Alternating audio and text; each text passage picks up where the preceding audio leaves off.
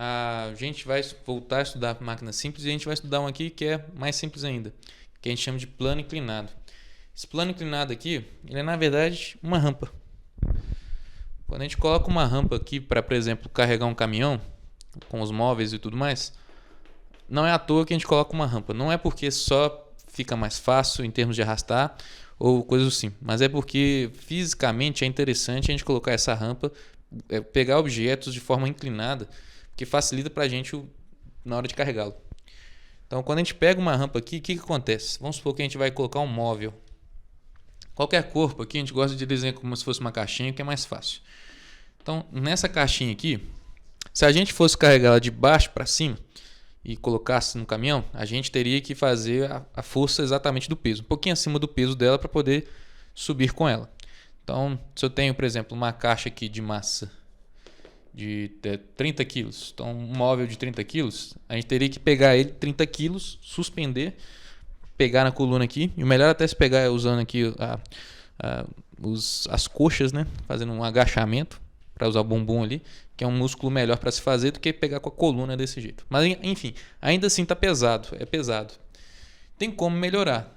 Se tiver como fazer, colocar uma rampa e poder arrastar ou pelo menos carregar em cima dessa rampa, facilita a vida. Porque o que vai acontecer aqui é que esse esforço que a gente faz, o peso que a gente faz, vai dar uma diminuída. Isso é favorável para a gente porque a gente quer fazer menos esforço. Mas por que isso acontece? Então vamos lá. Aqui a gente tem que mexer com as forças que a gente conhece bem. Nessa caixinha aqui, primeira coisa que a gente faz é identificar a força dela. Se ela tem massa, então ela tem peso. Então se ela tem peso, o peso está sempre apontado para o centro da Terra. Aqui é como se fosse o chão. Isso aqui é a rampa que está inclinada. O centro da Terra está mais ou menos aqui, porque aqui é a Terra como chão. Então eu vou apontar o meu peso assim, vertical, apontado para o centro da Terra. É um errozinho que a gente costuma pensar que é sempre para baixo. Esse para baixo sempre depende da referência, né? Porque a gente às vezes faz as caixas e vê em exercícios e tudo mais, a gente costuma muito achar que é sempre assim. Assim é quando o seu chão está na horizontal, mas o chão de referência da caixa, né, para onde que está a caixa, está inclinado. O chão da terra, ou a terra para onde ela está apontada, está jogado para cá. Então eu trato de pegar esse peso e jogar ele na vertical desse jeito. Ele fica, vamos dizer assim, um pouquinho torto em referência com as coisas, porque é bonitinho quando a gente deixa de outro jeito. Mas é assim, o peso está apontado para cá. Já que está em cima da superfície, né, está em cima de uma rampa, tem que aparecer outra força também que a gente conhece. A outra força está comprimindo uma rampa. Se está comprimindo uma superfície, tem que aparecer a força normal. Normal é perpendicular à superfície, ou seja, tem que fazer 90 graus à superfície. Superfície é essa, então a normal tem que ser desse jeito assim. Aqui está normal. Então, de novo, como a gente está acostumado, a gente sempre acha que peso e normal estão se anulando. A gente sempre acha que a normal está assim, sempre acima. Isso aqui acontece se tiver bonitinho na horizontal. Mas não está, está inclinado. Tanto que quando a gente já viu que se está numa parede aqui, a gente sabe que a parede está aqui, eu estou apertando, por exemplo, o apagador aqui, uma caixinha ali, o peso está apontado para a terra, que é para baixo aqui, e a normal está perpendicular à superfície. Se a superfície é essa, a normal aponta para cá. Então, não é sempre que o peso anula com a normal, não é sempre que eles estão desenhados um assim do outro, não é sempre que é um na vertical com o outro. Eles podem estar desse jeito, é sempre de acordo com a situação. Então a normal aqui está um pouquinho inclinadinha, mas essa inclinação que a gente olha assim, está tortinho, é porque na verdade o chão da caixinha é que está torto. Isso faz entortar as coisas, vamos dizer assim. Beleza, nesse plano inclinado ou nessa rampa pode existir duas situações, uma rampa com atrito e sem atrito. Se a rampa for sem atrito, for muito lisinha, o que é muito interessante para você poder empurrar alguma coisa, são essas forças que estão atuando e só falta a força em que você ou puxa, ou você está puxando com uma cordinha assim, né, para poder colocar no caminhão, ou você mesmo está empurrando. Mas se não há essas forças assim de alguém puxando ou alguém descendo, se você simplesmente pegasse a caixa e colocasse assim, se fosse sem atrito, um trem bem liso, uma rampa bem lisa, a gente ia ver que esse trem ia começar a descer. Por quê? Porque é óbvio que vai descer, mas assim, em termos de força a gente consegue identificar isso. E como que isso vai acontecer? A gente vai olhar assim, olha.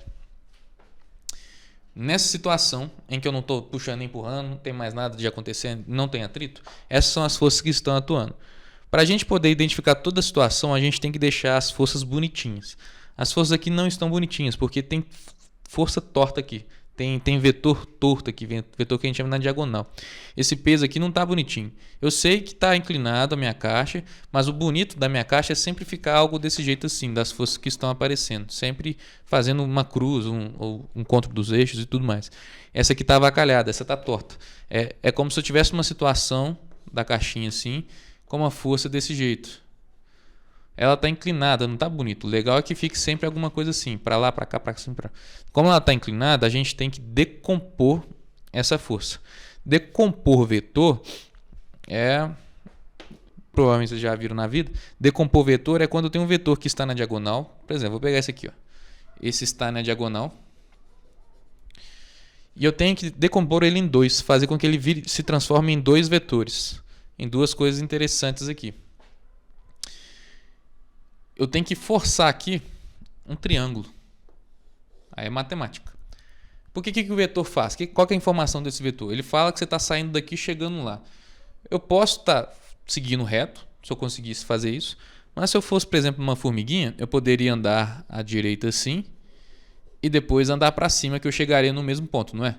Então eu posso falar que eu tenho esse vetor. Esse vetor me transmite essa informação. Chegar daqui para lá, eu tenho dois caminhos possíveis, ou até mais, mas assim, eu tenho esse caminho possível de ir numa linha reta, ou eu posso vir na horizontal e ir na vertical, que eu chego no mesmo lugar. Vou percorrer distâncias diferentes. Aqui eu percorro um caminho maior, aqui eu percorro um caminho menor. Não tem problema. Mas em termos de vetor é isso, decomposição. Eu posso decompor como se fosse um vetor me indicando para cá e outro vetor me indicando para cá. Então, um vetor só, um único vetor, eu posso substituir por dois vetores. Esse único vetor posso substituir por dois, ou seja, eu tenho que formar um triângulo. Formo esse para baixo aqui e esse outro para cá. Então, em vez de eu desenhar esse amarelo aqui, eu posso desenhar os dois brancos. Eu nunca posso desenhar os três. Os três na mesma situação não vale, que é roubar demais. Mas eu posso desenhar um na vertical com a referência, e um na horizontal. Só que aqui está feio, eu posso arrastar esse aqui para cá, para ficar mais bonitinho. Então pronto, tenho duas forças agora, em vez de uma, que me indicam mais ou menos a situação. Aqui, olha, quando a gente decompõe, é bom dar nome, né? Então aqui, por exemplo, que era o peso, que é o dessa situação que era o peso, o que está na vertical, a gente lembra da matemática. O eixo que se encontra na vertical na matemática a gente chama de y. O eixo das ordenadas, né? Então eu vou chamar de PY, porque meu assunto é peso. O que está na horizontal na matemática a gente chama de x. Então a gente vai chamar de PX, que o assunto é peso. Então aqui na vertical da referência ali, vai ser o meu PY. E aqui na horizontal da minha referência vai ser meu PX. Então a gente faz essa complicação toda para, na verdade, simplificar. Porque depois dessa complicação a gente consegue enxergar e ver por que eu sei que essa caixinha vai cair. Se eu colocasse ela aqui, atuando apenas o peso, ela vai cair porque essa componente do PY e o anormal, elas se anulam. Elas estão uma ao contrário da outra. Então, como minha caixinha não está nem fazendo isso aqui, nem fazendo isso aqui, essas forças não são responsáveis por fazer esse deslocamento, nada. Na verdade, elas não fazem esse deslocamento assim, mas ela faz esse deslocamento para baixo, que é o intuitivo, por culpa de quem? Por culpa dessa componente do peso x, por culpa de Px. E aí que está a vantagem. Por quê? Quando a gente faz um cálculo aqui, olha, esse meu plano inclinado, essa minha rampa tem uma certa angulação. Vou chamar de ângulo θ aqui, 30 graus, 60 graus. Esse 30, vou colocar 30 graus nesse exemplo aqui, só para dar uns númerozinhos. Olha a vantagem. Vamos supor que essa caixa aqui já está te falando que são 30 quilos. 30 quilos são 300 newtons de força. Então, o meu peso são 300 newtons. Se são 300 newtons... Aliás, deixa eu facilitar, né? Vou chamar aqui de 60 graus que é melhor. Se são 300 newtons, e aqui o ângulo de 60 graus, eu consigo achar os vetores, essas componentes aqui do peso. É como se eu estivesse pegando peso e separando uma parte dele para horizontal e uma parte dele para vertical. É o recurso que a gente tem na inclinação. Não entendeu isso não? Então, vamos de novo. Rebobina. Estamos aqui, ó. Provavelmente não entendeu a parte da decomposição, né, Laura? Essa parte que ficou mais confusa. Isso, ó, seguinte. O que é bonito pra gente? Bonito pra gente é ter forças assim, para baixo, para cima, para o lado e para esse lado. Isso é o bonito pra gente, porque tem forças na vertical, tem força na horizontal. Sempre assim. Que aí eu consigo eliminar isso com isso com esse, tá suave. Se eu apareço o nego estranho aqui, o nego estranho é alguém torto. Alguém na diagonal, desse jeito, poderia ser desse jeito, poderia estar apontado para cá, ou seja, está inclinado, que a gente fala. Feio, feio. Por quê? É difícil de avacalhar, é difícil de ver o que ele consegue eliminar, o que ele consegue cortar. Então, toda vez que você tem alguém que está inclinado, tá assim, que não está nem na horizontal nem na vertical, na física a gente vai ter que decompor. Decompor esse aqui é transformar ele em outros vetores. Sumir com ele e transformar ele em dois vetores. A gente vê que para eu chegar aqui em cima, pensa que eu tenho um quadrado, por exemplo. Sair do ponto A e ir para o ponto B. Então, o que você quer fazer? O que você pode fazer de caminho? Você não pode tomar aqui para cima? Fazer isso aqui? De azul? De azul é difícil enxergar, né? Você não pode fazer isso aqui? Pode. Você pode fazer para baixo, para cima? Pode também. Ou então, se você conseguir, se está no avião, você pode passar por o ar de todo mundo. Passar por cima e ir reto. Não pode? Você tem, então, vamos dizer assim, 3 caminhos possíveis. Daqui para cá, ou passar reto.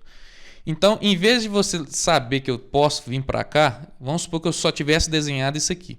Se eu só tivesse desenhado isso aqui, você poderia sacar, olha, eu posso desenhar, eu posso vir assim, ou eu posso fazer isso daqui e isso daqui. Eu tenho então 2 possibilidades, ou eu vou assim, ou eu vou assim e assim. E é isso que a gente vai aproveitar aqui para a física. Ou você escreve assim, ou você escreve um para cá e um para cá. É sempre um ou outro, que eles vão apresentar as mesmas informações físicas para a gente. Só que é só para melhorar, em vez de eu colocar essa setinha aqui, que ela nasceu desse jeito, posso arrastar para cá, só para ficar mais bonito. Pronto. Olha como é que eu desenhei, olha como é que melhorei o meu desenho. O meu desenho agora só tem coisas bonitas. Tem coisas bonitas que eu digo tá na horizontal, tá na vertical. Aquele que estava tortão lá, feio, eu consegui fazer uma manobra aí matemática de colocar ele em forma de horizontal e forma da vertical. Isso a gente sempre vai fazer quando a gente tiver vetores assim avacalhado. É obrigatório.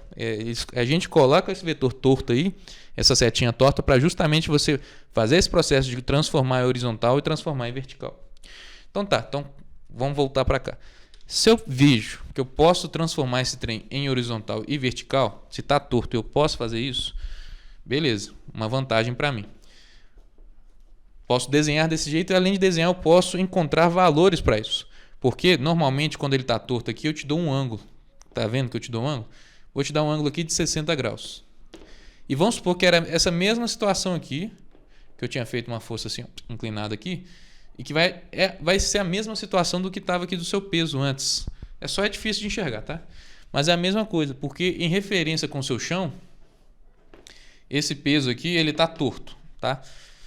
Eu sei que ele está na vertical no que você olha, mas em referência com o chão ele está torto. Então finge que ele está desse jeito assim, ó. Só para falar, não tem problema não.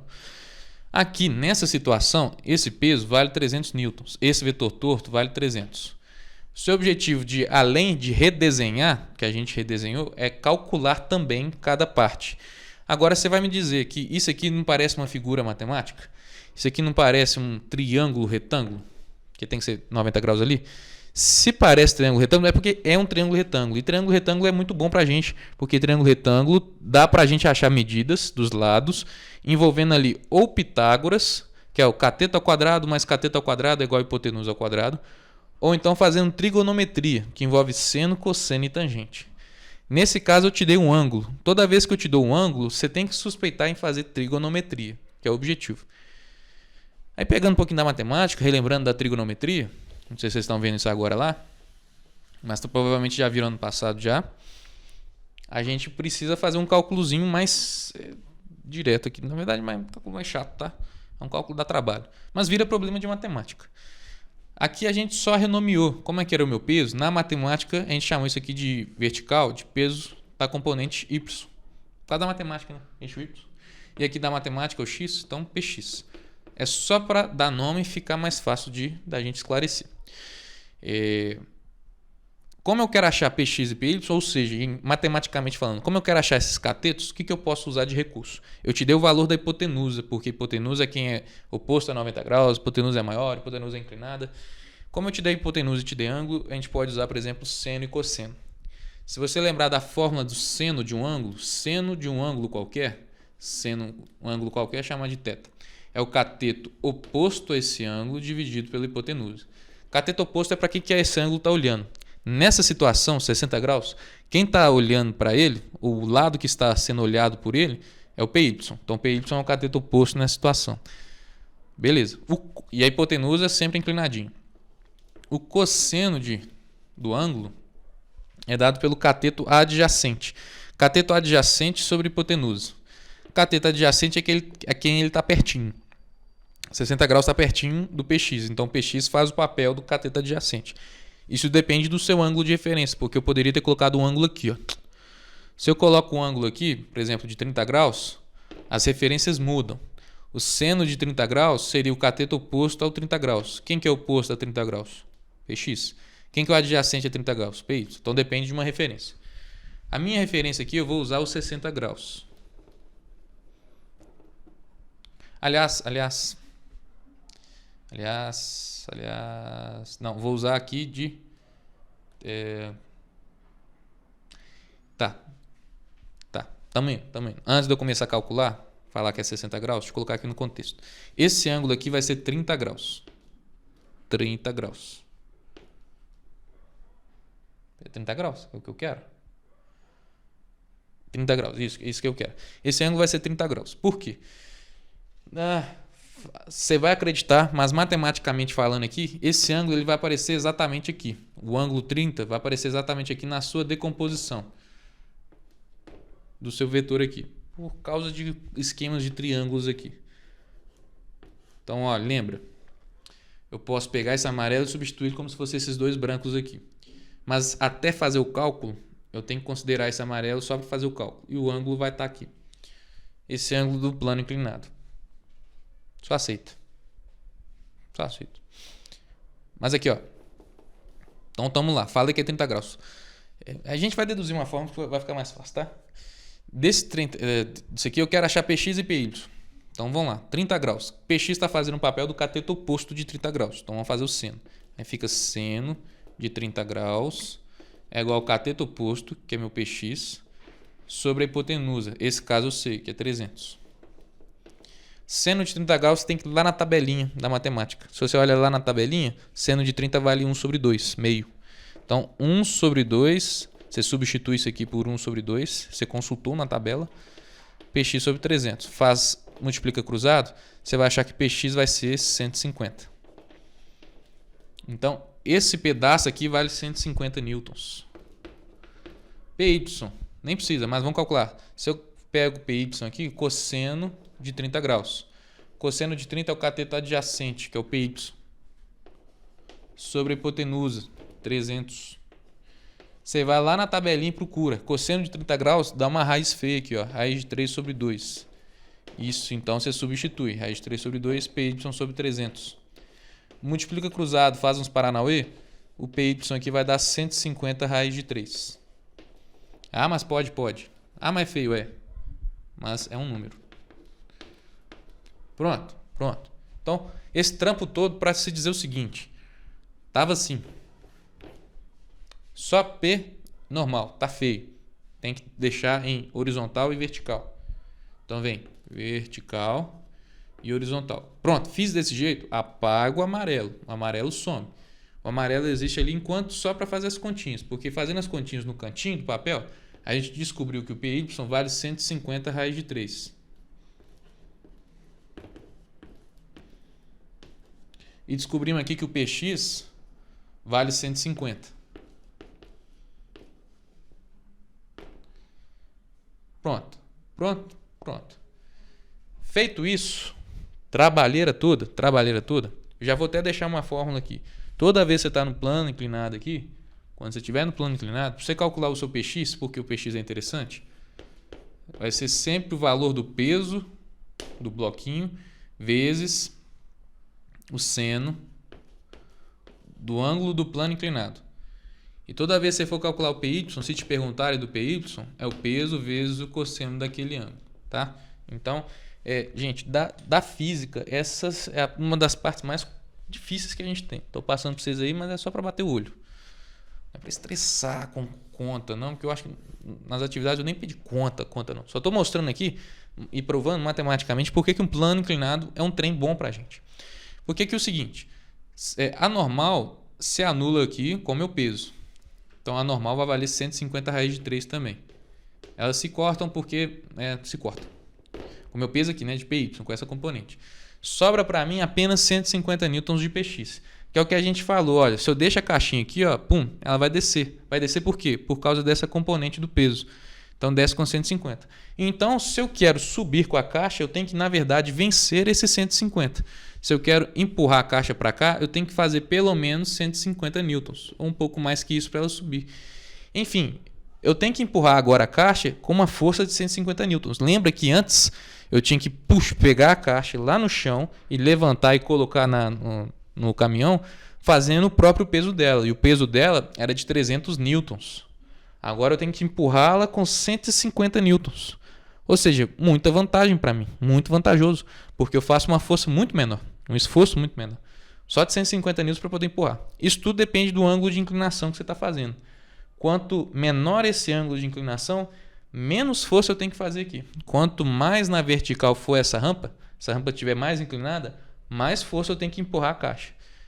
Então, se eu tenho um recurso de ter uma rampa lá, somente em coisas muito, muito pesadas, a gente costuma ter uma rampa muito grande. Porque tem que ser grande também para dar conta de fazer ela ser muito pouco inclinada. Mas beleza, faz o meu esforço ser muito menos, muito menos. Só que isso aqui é uma situação sem atrito. Se eu coloco uma situação com atrito, o atrito vai querer avacalhar o meu movimento.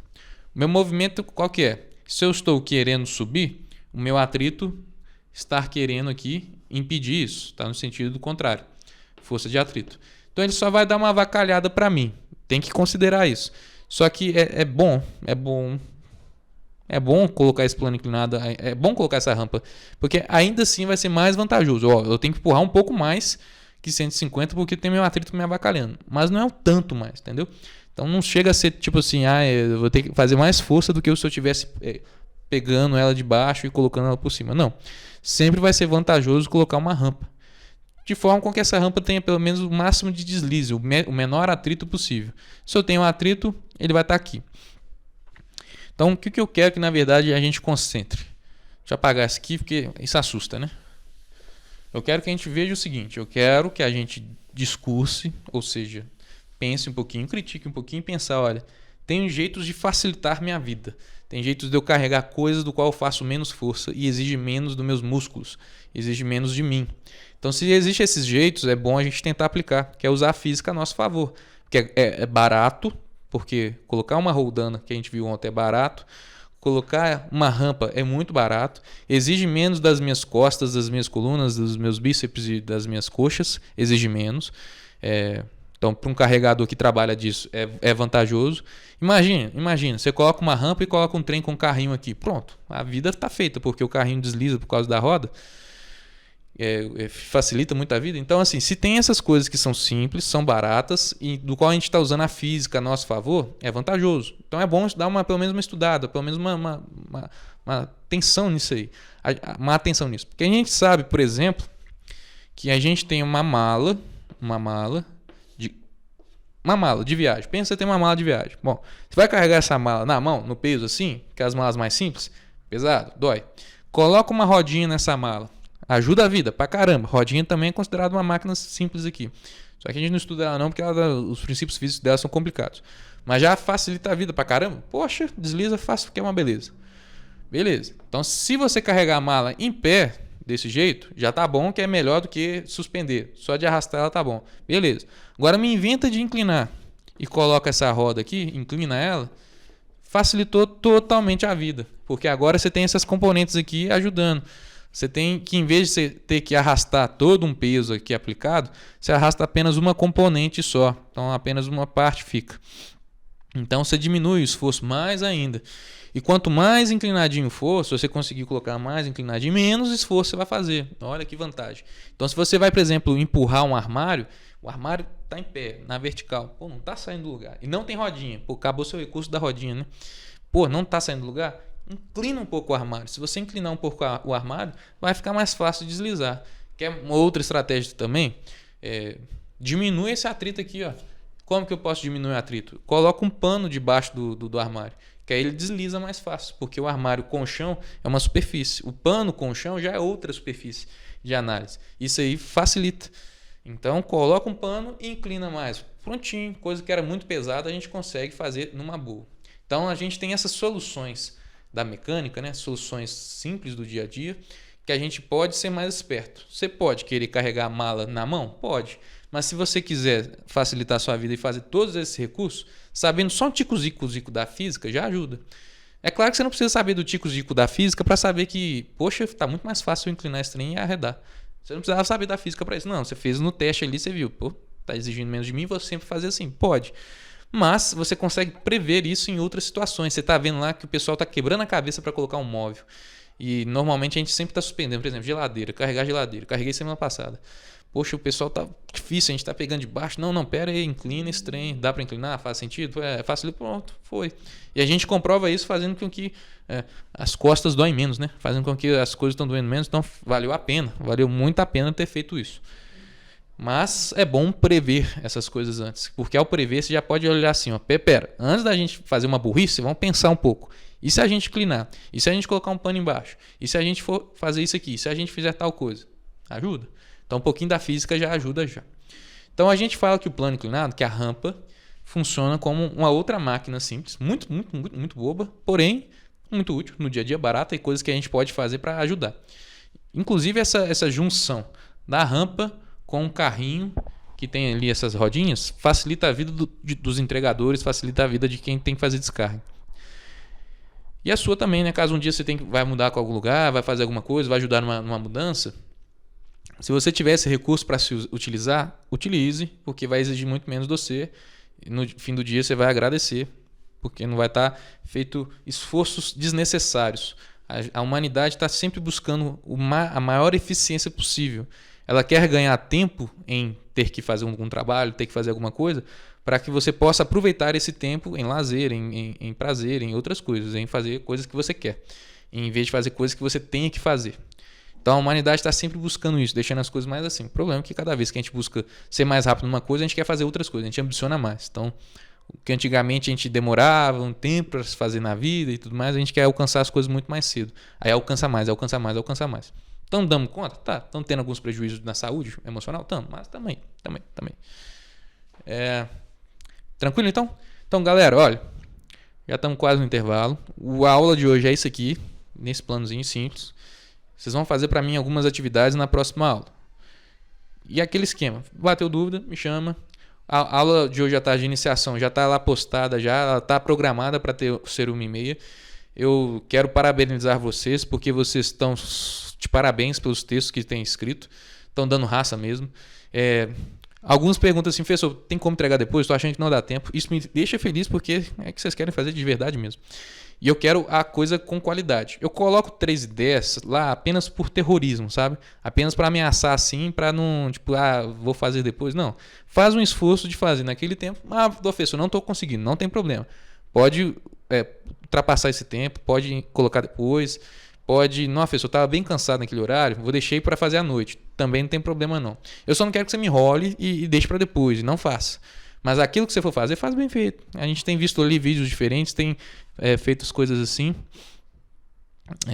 Tem aprendido propostas diferentes, né? Se pensar um pouquinho. Então são coisas mais críticas. Quem aí não gosta de fazer conta, eu acho que está ficando mais satisfeito.